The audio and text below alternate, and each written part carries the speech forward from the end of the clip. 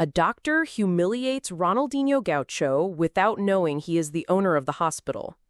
It all started on a quiet morning in the cold, white corridor of a private hospital. Ronaldinho Gaucho, wearing only a simple t-shirt, jeans, and a black cap that hid part of his face, walked slowly through the halls. The star was not there as a celebrity, nor as a famous former player. He was there as an ordinary citizen, interested in seeing up close the functioning of the hospital he had helped build years ago with a $1 million donation that he insisted on keeping confidential. For him, doing good never needed the spotlight. However, upon arriving at the reception of the clinical wing, he noticed something strange. An elderly lady sitting in a wheelchair was groaning in pain and seemed to have been forgotten there. Nurses hurried past, averting their gaze as if ignoring the suffering of the patient. Indignant at what he saw, Ronaldinho approached a man in a white coat who was walking briskly with a clipboard in hand. He was one of the hospital's doctors, visibly stressed, speaking loudly on the phone while gesturing impatiently. Ronaldinho, with all humility, gestured with his hand and said, "Hi, doctor. Excuse me. Could you help me?" The doctor paused for a second, looked up and down at the man dressed simply, with an ordinary appearance, and frowned in disdain. He hung up the phone and, in a harsh tone, replied, "Help! You shouldn't even be here. This is a hospital. It's not a place for just anyone to enter like this. Get out of here now, before I call security." For a moment, Ronaldinho was left speechless, not out of fear, but out of disbelief. He had never been treated like that. And certainly not in a place he had helped build with love and hope to offer dignity to people. The doctor, without waiting for a response, turned his back and continued walking, leaving Ronaldinho standing in the corridor next to the lady who was still suffering. Ronaldinho's gaze, usually cheerful and bright, was now dull. Not because of the offense received, but because of the sadness of seeing that inside where care should reign, there was arrogance and disrespect, and he knew that this needed to change. The doctor had disappeared at the end of the corridor, still huffing with impatience, as if he had done something just and necessary. Ronaldinho remained there for a few more seconds, motionless, not understanding how someone who swore to care for others could act so coldly. The stars slowly turned and looked at the elderly lady again. She was trembling. Her eyes were watery, and the expression of pain on her face broke the heart of anyone with even a shred of compassion. Without saying anything, Ronaldinho kneeled beside her, held her hand gently, and said softly, "Don't worry, ma'am. I will take care of this now." She tried to smile, but the discomfort was evident. No one there seemed willing to help. It was as if haste had become more important than caring for a human being. Ronaldinho stood up, walked to the reception, and asked, still in a calm tone, "Please, can you tell me who is responsible for this wing?" The receptionist, a young woman apparently new to the job, looked at him with some disdain. She also seemed to judge him by his appearance. Without looking up, she replied, "Dr. Armando is in charge today, but he is very busy. You see, he can't be attending to just anyone like this. Just anyone like this." These words echoed within Ronaldinho as a clear sign that something was very wrong there. He took a deep breath. He knew that if he revealed his identity at that moment, everything would change quickly, but that was not what he wanted. He wanted to see who treated well without knowing who he was. He wanted to see who was worthy of the responsibility of caring for lives. So he decided to continue his journey through the hospital as he was. Simple, invisible, but attentive to every detail. Meanwhile, Dr. Armando, completely oblivious to the truth, was laughing loudly in a room at the back, telling colleagues how he had kicked a slacker out of the corridor. He had no idea that the man he had humiliated was not only one of the greatest idols in world football, but also the true owner of that institution.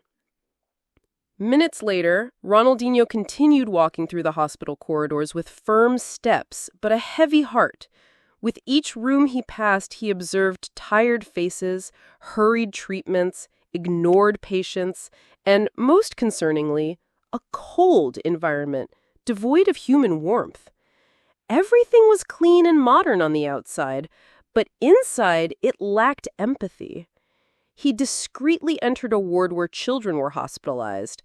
A girl with shaved hair, about 8 years old, looked at him curiously and smiled shyly. Ronaldinho, with his natural charisma, smiled back and approached, kneeling beside the bed. "Hi, how are you?" "So-so. I miss my mom," said the little girl, holding a worn teddy bear. Ronaldinho held her little hand and stayed there for a few minutes, listening, asking, smiling. The sparkle in the girl's eyes began to return, as if for a moment pain had given way to hope. However, soon a nurse appeared, hurried and with a serious face. "Sir, you can't stay here. This area is restricted. There are family members." Ronaldinho calmly stood up. "I was just talking a little with her. I didn't do anything wrong." "Even so, I will have to ask you to leave this wing now, or I will call security." She spoke loud enough for others to hear, as if reprimanding someone dangerous. Ronaldinho didn't want to cause a commotion, so he simply nodded and stepped back without losing his composure. But inside, a flame began to ignite.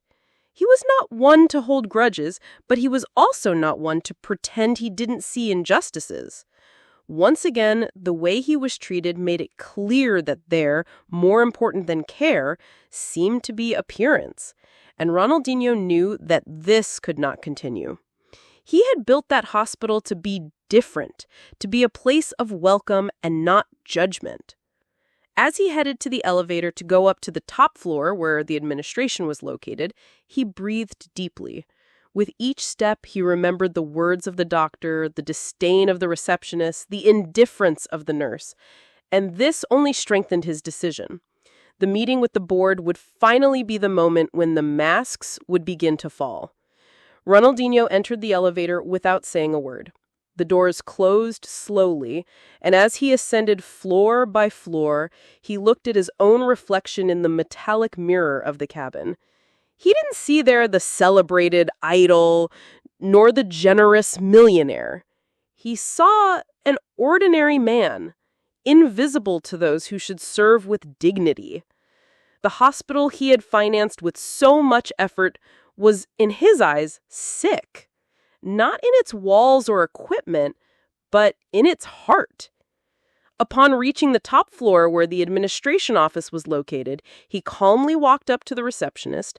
She was a middle-aged woman who appeared to be more experienced and attentive than the other staff he had encountered so far. "Good afternoon," he said in a calm voice.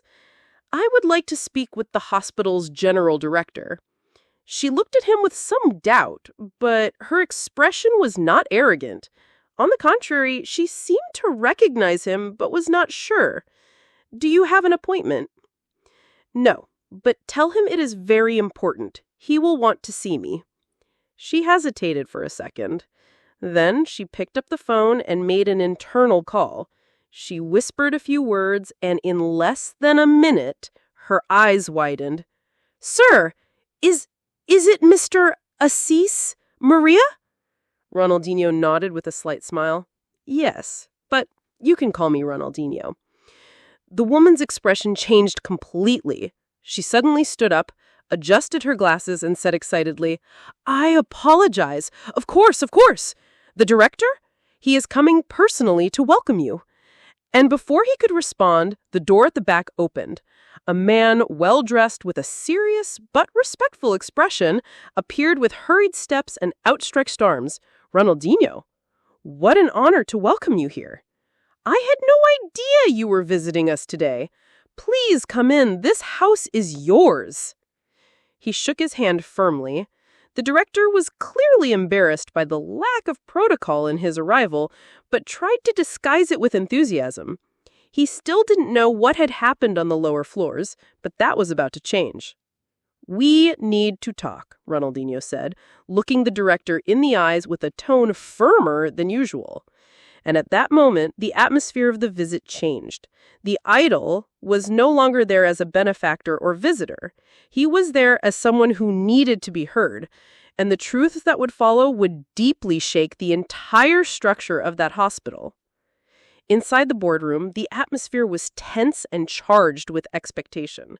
The director, visibly nervous, poured a glass of water for Ronaldinho and tried to maintain a cordial tone. "I confess that your visit took us by surprise.